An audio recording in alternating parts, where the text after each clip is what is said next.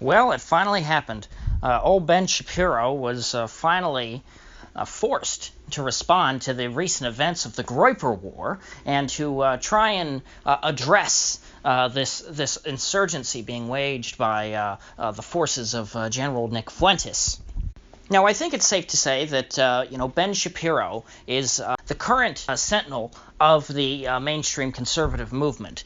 He is the new face of mainstream conservatism, at least since 2016. It used to be, he's kind of replacing the boomers. It used to be people like Sean Hannity and, maybe a few others. I wouldn't really count Rush because I feel like Rush Limbaugh does his own thing. I don't think like he takes orders from anyone in particular. Hannity obviously does, and everyone knows that. He ran a Republican talking point show, still does. But anyway, Ben is kind of the new guy as far as being the official conservative, of being the standard bearer of the official conservative narrative. So it was important for him to come out and address this situation and to set down what Conservatism Inc.'s attitude is towards the Groypers and the Knickers. And I have to say it was a mixed bag. There are some things that Ben addressed that are legitimate points about the Groypers and about Nick Fuentes. And then other things were just totally made-up straw men. And this is the problem when you're trying to debunk or debate someone's ideas without them actually being there. It turns out that you might not necessarily understand the person all that well. Or worse, you're being dishonest and and you're trying to portray them as something they're not. But either way, Ben Shapiro did not accurately, at least the way that I understand it, depict or characterize the views of, Nick Fuentes and his viewers. Now, however, that's not to say that everything that, Shapiro said was total nonsense and a lie and a smear. Ben Shapiro actually made a couple of points that, I certainly would agree with, because you have to remember, I'm following this whole Groyper War thing and, feeling sympathetic towards Fuentes, not necessarily because I'm a big fan of his ideas, but because I like that he's exposing grifters. Because we are both members of the dissident right, I would say, Fuentes and someone like myself, but we're still members of different factions. So we have different ideas, but we have common enemies. And Ben Shapiro is certainly chief among them. Now, with that said, there are things that I agree, and at least rhetorically, with Ben Shapiro on, that I would disagree with Nick Fuentes on. And so, a good point that I thought Shapiro made last night is that I do think that this idea of such a thing as a white European civilization is not really an accurate idea. I don't think that it's something that really exists. I think that there's way too much intellectual and cultural diversity amongst people of white European origin to say that there is a common culture. Because if you ask me, if I'm talking about ideally who I would want to restrict from immigrating to America, it's not just as far as if I'm trying to preserve the American culture that I care about, I wouldn't just restrict non-white people and say, okay, everyone from France and Germany and Spain and Portugal and Britain and Ireland, oh, you guys are great, you can come in because you're just like us, because that's not true. There are, and especially Scandinavia with all their socialist crap. There's a lot of cultural diversity amongst people of the same skin color, and that's because chiefly your skin color doesn't determine your culture. As Shapiro said, civilizations are defined by history and culture and religion and all these things. And so I do think that the Knickers focus too much on the white part. Now, it is true. Now, in the Knickers' defense, in reality, in principle, what they're saying is not true, but in reality, in practice, that is the case. In practice, white people vote overwhelmingly Republican and non-white people vote overwhelmingly Democratic. So it's very, I don't think it makes you an evil racist to point that out and to say, hey, shouldn't we, stop importing so many non-white people, especially, when they have such a high birth rate anyway? Shouldn't we be encouraging immigration from the group of people, who already live here? Or rather, the group of people who already vote for, what we kind of support? And my slip of the tongue kind of betrayed what I was getting at. And that, of course, is that the reason why I think white people vote overwhelmingly Republican is because, the vast majority of white people are, multi-generational Americans. They're much more integrated into this country. They don't really have an immigrant identity. Most immigrants are non-white. So even though, non-whites who are, second and third generation Americans do still vote Democrat, that's not to say that, white immigrants don't vote Democrat. I believe if you look at the statistics of, people coming from, I don't know, pick a random country, France, Spain, whatever, the white people coming from those countries still, I believe, vote majority Democrat when they come here. That's just sort of Democrats have a way of appealing to immigrants. I'm not I'm not an expert on that. I won't get into why Democrats why immigrants like to vote for Democrats, but I mean, frankly, that's been true since the end of the Civil War, I'd say. I mean, all the Irish and Italian immigrants were Democrat voters for a very long time. And I think that people tend to become Republican voters when they feel like they integrate into the broader mass of Americans, sort of official Americans, kind of like how it used to be in this country that official Americans, the true Americans, the real Americans were the Anglo-Saxons, the descendants of the English and Scottish people who came and founded America. Those were the real Americans. And today, though, we would call those white people because the definition has expanded over time to include more and more groups. This is the American in-group, if you'd say. These are the people who don't feel different. These are the people who always feel at home. Whereas the out-groups, the so-called minorities, which at a certain time included, the Italians and the Irish, they feel less at home. They feel threatened by the in-group, by the natives, and that's why they sort of they're receptive to the Democrats' message that they'll be protected. Essentially, this out-group are the people who haven't been assimilated into the in-group. And so what I'm getting at is it's a much more complicated question of whether they're white or non-white. So I think both Shapiro and Fuentes make accurate points in pointing out, on the one hand, that, hey, strategically, it's a very bad idea to keep importing all these non-white people who won't vote Republican, and at the same time saying that in principle, it's not that there's this great, white European culture. That is also a bad point. So I think that Nick diagnoses the problem correctly, but does not come up with the correct. Well, he doesn't come up with the correct explanation of the problem. He diagnoses that there is a problem. He recognizes that there's a problem, at least from a right of center perspective. If you care about popular politics, which I tend not to focus on politics all that much. I care much more about what actually happens. I don't think politics is really that big of a deal. I don't think it makes a difference who wins most of the time. So I thought that was a fair criticism from Shapiro. Now, something that, kind of that I agree with in principle that Shapiro said, but is also just, a bad answer and not really a great response to what the Knickers and the Groypers are complaining about, is Shapiro's address of their concerns about social issues. One of the chief concerns of the Groypers is that social conservatives have essentially been swept aside in favor of the gay lobby. Big gay has moved its way into the conservative movement. You've got these people like, the guy that Charlie Kirk had on stage, Rob Smith, the black gay veteran, who's supposed to come out and say, hey, I'm gay and I'm conservative and that's cool, which, just 5 years ago, that would have been absolutely not cool. That would have been antithetical. The idea that a gay person could be conservative because, that's just, it's not a conservative thing. That's a very progressive thing. That's something that has for thousands of years, well, not thousands of years, hundreds of years, I would say, because there's been different times when homosexuality was more or less acceptable. But for at least hundreds of years, homosexuality has not been acceptable, certainly not in Christendom. And so the Knickers point that out and say, hey, doesn't this present some kind of a contradiction? What are you really conserving if all of a sudden you're already giving up and saying that, homosexuality is a good thing, and that it's good and virtuous, and that, hey, this is a fundamental conservative principle? Isn't that a bunch of nonsense? Which it is. It's disingenuous on the part of Conservatism Inc., but they feel like they've lost that battle, so they just give it up. It's a strategic thing.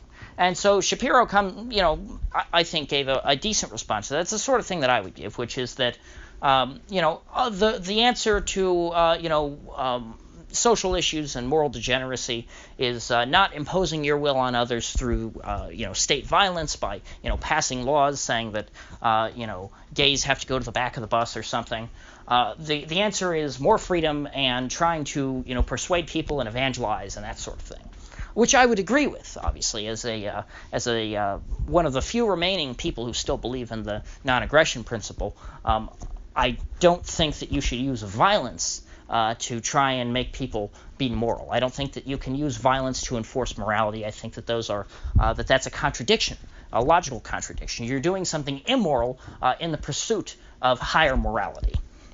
However, Ben did not sufficiently address this critique from the Groypers. The Groypers are upset not only that people like Ben Shapiro are willing to tolerate gay people, they're mad that they are embracing them and sort of accepting them as virtuous and saying that, hey, this is a good thing. And not so much Ben Shapiro in particular, because I still think that Ben Shapiro maintains that, hey, I don't think that gay marriage is a good thing.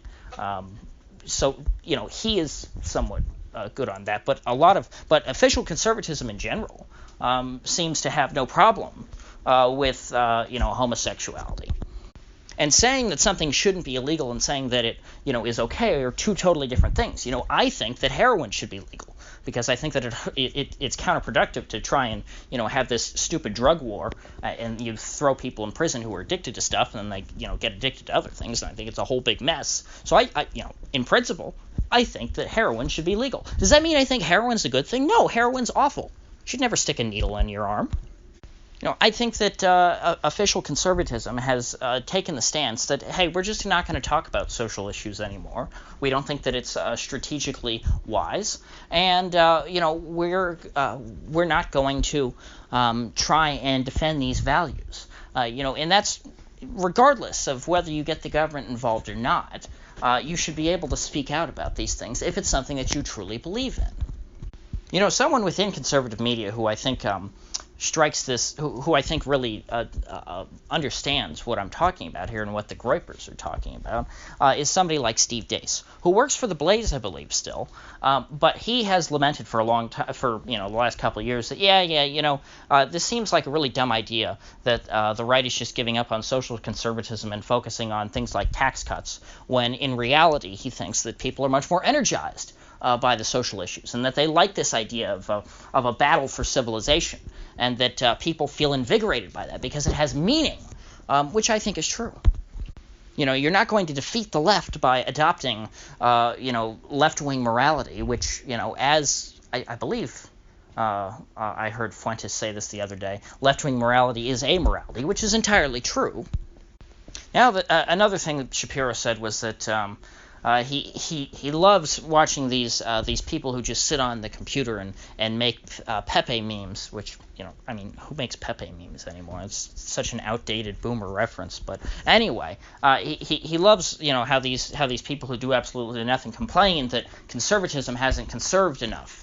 What's wrong with you? Don't you know we're the only force standing against the left? Blah, blah, blah. Yes, Ben, that's the point, is that you, the only people who are supposedly standing against the left, are letting the left win. Progressively, you are losing ground.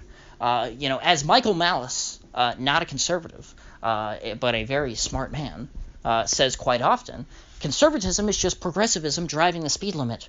Ben Shapiro is not fundamentally trying to stop any of these progressive trends. He's just saying, whoa, we're going a little too fast here. We jumped too quick from gay marriage to transgender kids getting their wankers snipped against their will. You're going to have to wait another 20 years before you start castrating children against their will. That's not okay right now, but it will be in 20 years, because that's how conservative morality works. It shifts over time towards the left. A real conservative should stake out a position and stand by it, no matter how the left moves or not. If you want to conserve a position, you must, in principle, decide why that's the right position, one, and then two, stand by it, no matter how far the culture shifts. The greatest conservatives in human history have always been the men who stood afore the winds of change yelling stop, not people who just, kept backing up with the wind. And, like, let's say the wind was blowing at, 15 miles an hour, and they decided to back themselves up at a pace of about 5 miles an hour. They're still going with the wind, even if they're not going, quite as fast. And so later, after Shapiro made some criticisms of things that the Groypers and Nick Fuentes actually believe in, he got into some strawman territory to where he said things that just weren't true. And again, this is the problem with when you try to debate someone who's not there to defend themselves, is that you get away with mischaracterizing them as something they're not. And so Ben decided to debunk the idea that white people are superior. And, and he went on talking about, why, people are inherently equal, and that having, less melanin in your skin doesn't make you smarter, and blah, blah, blah, which nobody said that. Nobody said, I at least I haven't heard. If you can find me a tape to where, Nick Fuentes says white people are inherently superior to the non-whites, and here's why. It's because, they have bigger brains, and he gets into some phrenology stuff. Well, then I'll be on board with you. But all the clips that I've seen posted around that were supposed to show that Nick Fuentes was a bad guy didn't show him saying anything like that. I would think that would be the first thing you'd have out. That sounds terrible. I mean, it's certainly certainly worse than making some sort of Holocaust joke about the Cookie Monster. And so that calling them white supremacists is a total straw man. Oh, and he also went on to say that the Groypers oppose equal rights, and that they just want to take away all the rights from all the non-white people and make them second-class citizens and stuff. And it's like, no, Ben, you're projecting a bit. That's what the Jews in Israel do to non-Jews. That's not what the whites in America want to do to non-whites. Those are two different things. From what I've heard, all the Groypers want is just to end immigration, which I don't think is that radical of an idea. I mean, the Japanese don't have much immigration. Why? Because they want to preserve the stock of their people.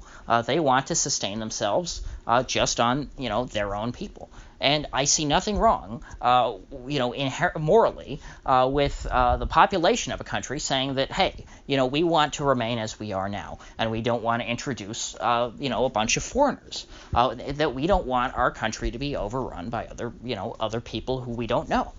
I think that that's perfectly reasonable. I do not,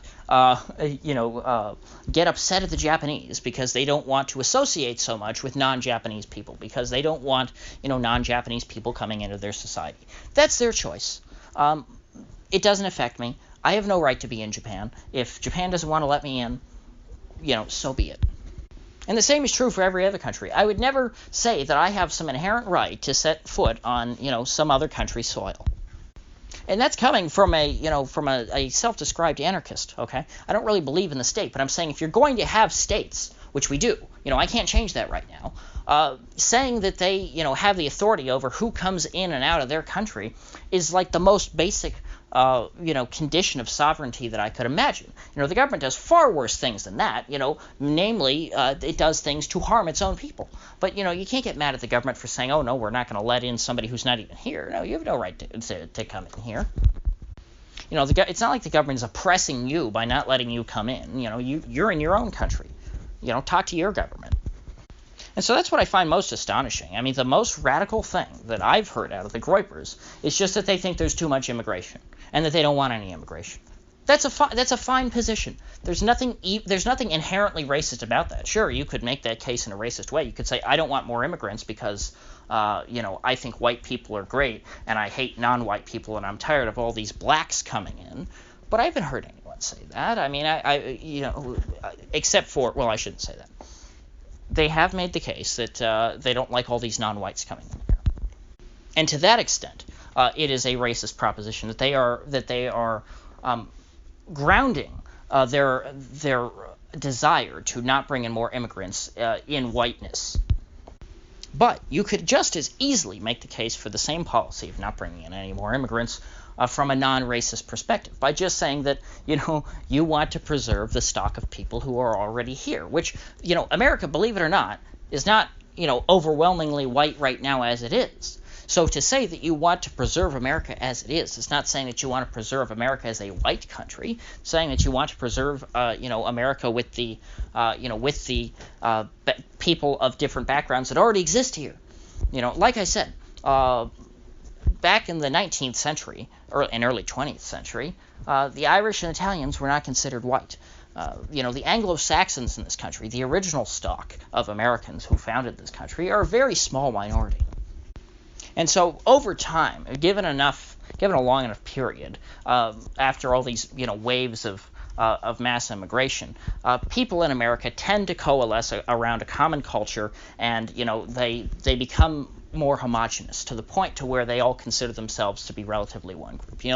The out group, of course, the eternal out group is black people, because they look so different that they can't very well be, I guess, from a psychological standpoint, people can't think of them as being in the in group. And of course, black people have their own, African Americans, I should say, because I'm using the term correctly. I'm referring to black people in America, not referring to black people outside of America. They have their own unique culture. There is a very unique and distinct African American culture.